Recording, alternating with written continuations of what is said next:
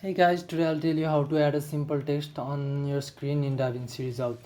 First of all, you need to make space for the text. So you need to add an extra layer by right clicking on this video layer and then clicking on add track. Now we have a space for the text you want to add. Then click on effects and then click on title and then select any one of the text over here. I'll go with the basic text and then I'll drag it over to the timeline here. Now you can do whatever you want.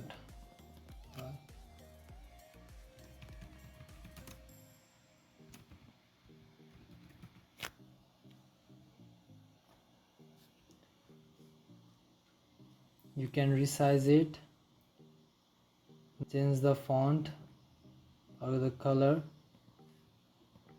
whatever you want.